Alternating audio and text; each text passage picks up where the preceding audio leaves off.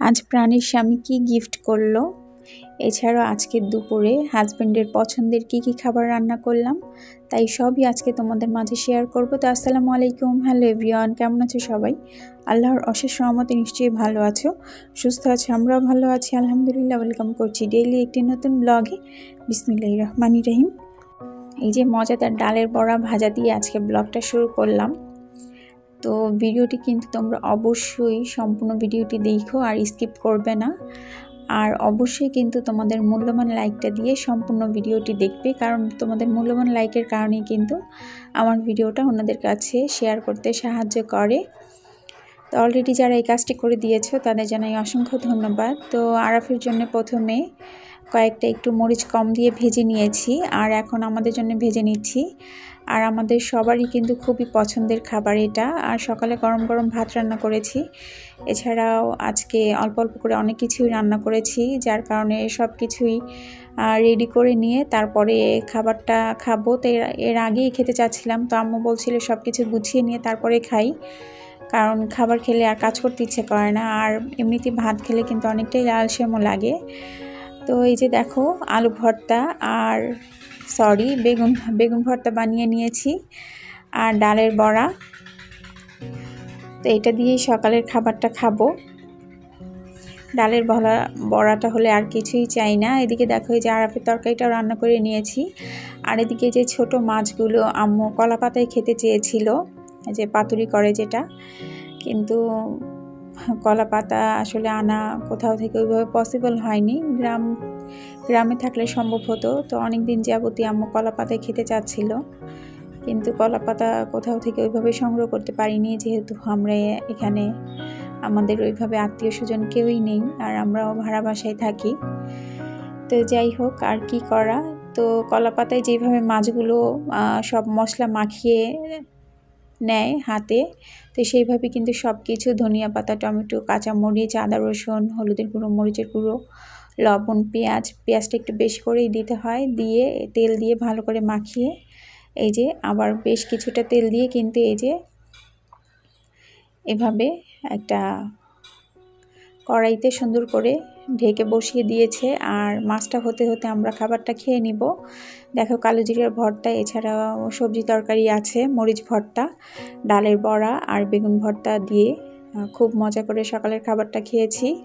আর এই যে খাবারটা খেতে খেতে কিন্তু আমাদের মাছটা হয়ে গেছে, আর মাছটাও কি বলবো অসম্ভব মজা হয়েছিল খেতে। তো কলা পাতায় খেতে পারলে আরও ভালো লাগতো, কারণ কলা পাতার একটা স্মেল আসে পোড়া পোড়া, সেটাও কিন্তু খুবই ভালো লাগে। তারপরে এভাবে খুবই মজা লেগেছে, আর আরাফের পাপা তো খুবই পছন্দ করে এইভাবে করলে। তো দেখো কতটা লোভনীয় লাগছে, খেতেও কিন্তু অসম্ভব মজা হয়েছে। তোমরা ছোট মাছ এইভাবে একবার ট্রাই করে দেখতে পারো। এছাড়াও দেখো এই যে চালের গুঁড়া আম্মু সিদ্ধ করে নিয়েছে। আরাফের পাপা পিঠার মধ্যে রুটি পিঠাটাও খুবই পছন্দ করে। আসলে বরিশালের যারা আছে ম্যাক্সিমামই কিন্তু রুটি পিঠাটা খুবই খেতে পছন্দ করে। তো আরাফের পাপা সব পিঠার থেকেও রুটি পিঠাটাও বেশি পছন্দ করে। এই যে দেখো হাজব্যান্ড আমার জন্য কি গিফট নিয়ে এসেছে তোমাদের মাঝে শেয়ার করছি। আমি এর মাঝে একটা ভিডিও ছেড়েছিলাম যে ওকে রুটি বেলার ট্রেনিং দিয়েছি। তো আসলে কথার ছলে ছলে মেন যে কারণটা ছিল সেটা আমি বলতে পারিনি। তা আমার বেলুনটার মাঝের অংশটা অনেকটা সমান হয়ে গিয়েছিল, রুটিগুলো মাঝের অংশটা অতটা ভালো হতো না, আর যে ফিরিটা ছিল ফিরিটার নিচের যে অংশটা সেটাও অনেকটা ডেবে গিয়েছিল। রুটি বানাতে গেলে ফিরিটা খুবই নড়তো। তো আমি অনেক দিন যাবতই বলছিলাম ওকে একটা রুটি বেলার বেলুন ফিরিয়ে এনে দিতে, কিন্তু কথা কানে নিচ্ছিল না। তো যার কারণে কিন্তু ওকে দিয়ে রুটি বেলিয়েছি। আর যে দেখো বেলুন ফিরি দিয়ে রুটি বানানো যায় না, তারপরে তোমাকে বানিয়ে দিই। তো ওকে দিয়ে রুটি বানানোতে আমার কিন্তু এই উপকার হয়েছে। মাসখানেক আগেই মনে হয় আমি ভিডিওটা দিয়েছিলাম।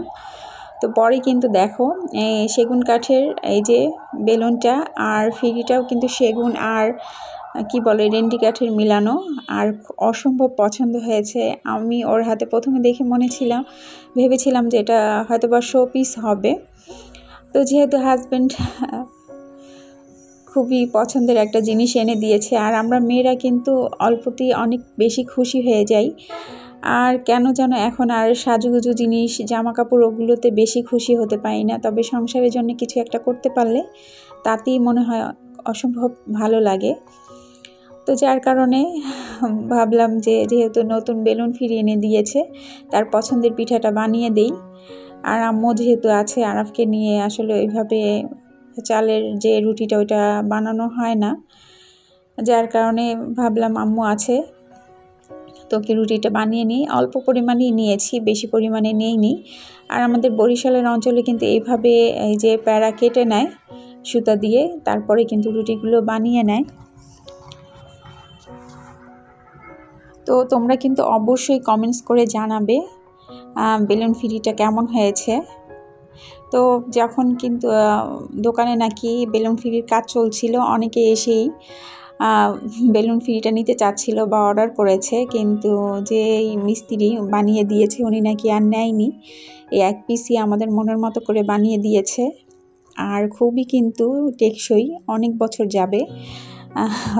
আরাফের বাবা বলছিল যে 30-40 বছরও নাকি কিছু হবে না, এতটাই মজবুত ছিল। আর এদিকে দেখো দেশি মোরগ আছে, সেটা বসিয়ে দিয়েছি সব মশলা হাতে মাখিয়ে। আর এখন আলু দিয়ে দিচ্ছি, মাংসের সাথে তো আলু লাগবেই, গরুর মাংস হোক আর মুরগির মাংস হোক, আলু ছাড়া তো চলবেই না। আর বিশেষ করে মাংসের মধ্যে আলুটা খেতে কিন্তু খুবই ভালো লাগে। তো রুটিও অল্প পরিমাণে নিয়েছি একবেলার জন্যেই, রাতে খাবো, যার কারণে মাংস অল্প করেই নিয়েছি আর অল্প পরিমাণেই ছিল। তো এই যে এক পাশে মাংসটা বসিয়ে দিয়েছি, আরেক পাশে রুটিগুলো ভেজে নিচ্ছি। তো দুপুরের কাজকর্ম সেরে নিয়েই কিন্তু রুটি আর মাংসটা বসিয়েছি, যেহেতু রাতে খাবো, কারণ রাতে এগুলো করতে গেলে অনেকটাই লেট হয়ে যাবে। যার কারণে কিন্তু দুপুরেই রান্নাবান্না শেষে এগুলো করে নিচ্ছিলাম। তো নতুন যারা আমার ভিডিওটি দেখছো, ভিডিওটির কোনো অংশ যদি ভালো লাগে, যদি ইচ্ছে আমার চ্যানেলটাকে সাবস্ক্রাইব করবে, তাহলে অবশ্যই কিন্তু চ্যানেলটাকে সাবস্ক্রাইব করে আমার পাশে থেকেও, পাশে থাকা বেল বাটনটা প্রেস করে দিও, যাতে আমি ভিডিও আপলোড করার সাথে সাথে নোটিফিকেশন পেয়ে যাও আর তোমরা সময় মতো দেখে নিতে পারো। তবে তোমাদের কাছে রিকোয়েস্ট করছি, তোমরা প্লিজ সাপোর্ট করে সেটা তুলে নেবে না। আমি কিন্তু কখনোই আমার ভিডিও দেখুক বা না দেখুক, আমি কখনোই কিন্তু কাউকে আনসাবস্ক্রাইব করি না, তার আমার ভিডিও দেখুক বা না দেখুক। কারণ আমরা ওয়াইটিতে কাজ করতে এসেছি, আমরা ভালোবাসা দিলেই কিন্তু ভালোবাসা পাবো। আর একে অপরকে সাপোর্ট না করলে কিন্তু আমরা কখনোই সামনের দিকে আগাতে পারবো না। তো অবশ্যই কিন্তু একে অপরকে সাপোর্ট করা উচিত, ভালোবাসা দেওয়া উচিত। এই যে দেখো আরাফ কিন্তু এভাবে পাখিকে খাবার দিতে পছন্দ করে। ও কতটুকু এই যে সেদ্ধ যে আটাটা সেটা এনে দিয়েছে। তো অনেকক্ষণ দাঁড়িয়েছিল, তখন পাখি আসেনি, পরে চলে গেছে, পরে পাখি এসেছে, তাই একটু শ্যুট নিয়ে নিলাম। তো দেয়ালের উপরে রাখাতে পাখিগুলো ভয় পাচ্ছিল, তেমন এসে খাচ্ছিল না। তো গ্লাস দেওয়া ছিল, যার ফাঁকে কিন্তু ওরা একটু এসে খেয়ে গেছে। আরেকজন যে উপরে বসে আছে, তো আমি পরবর্তীতে আটাটা ছাদের মধ্যে ফেলে দিয়েছিলাম। আর আরাফ কিন্তু পশু পাখিও খুবই পছন্দ করে, ও পাখিদের খাবার খাওয়াতে খুবই পছন্দ করে। ও প্রায় খাওয়ার সময় কিন্তু এইভাবে ছাদে খাবার দেয় পাখিকে খাওয়ানোর জন্যে। তো এই যে দেখো মুরগির মাংসটা রান্না হয়ে গেছে। আর অনেক দিন পরে একটু ভাজা জিরের গুঁড়ো দিচ্ছি। ভাজা জিরের গুঁড়োটা দিলে কিন্তু স্বাদটা অনেক বেড়ে যায় আর স্মেলটাও খুবই সুন্দর আসে। তো এই যে দেখো রুটিগুলো বানানো হয়ে গেছে, আর অল্প করেই রুটিগুলো বানিয়েছি, বেশি বানাইনি, যেহেতু আরাফ তো ওইভাবে খাবে না, আমাদের 3 জনের জন্যেই। তো এদিকে দেখো আমি খাবার রেডি করে নিয়েছি রাতে। আর ও যখনই চুপচাপ থাকে তখনই একটা না একটা কোনো কিছু কাজে বাড়িয়ে ফেলে। তো আমরা বলছিলাম ওর কোনো সারা শব্দ কেন পাচ্ছি না। পরবর্তীতে এসে দেখি যে দেখো সে কাপড়ের র্যাক থেকে সব কাপড় নামিয়ে কিন্তু সেই র্যাক কীভাবে উপরে উঠিয়েছে। আর এই যে দেখো কি করছে। নিজে এগুলো ফেলেছে, তারপরে আবার নিজেই মাথায় হাত দিয়ে ঢং করছিল, দেখতেই পেলে। এইভাবেই কিন্তু কোনো জিনিস গুছিয়ে রাখতে দেয় না, সারাক্ষণই লণ্ডভণ্ড অগুছানো করে রাখে। হয়তোবা বড় হলে ঘরটা সুন্দর করে গুছিয়ে রাখতে পারবো, এখন কোনো কিছু এভাবে মনের মতো রাখতে পারি না। তো যাই হোক, রুটি পিঠা দিয়ে মাংস খেতে খেতে তোমাদের মাঝ থেকে বিদায় নিয়ে নিচ্ছি। আর কারো খেতে ইচ্ছে করলে চলে এসো আমাদের বাসায়। তো সবাই ভালো থেকো, সুস্থ থেকো। আজ এই পর্যন্তই। আল্লাহ হাফেজ।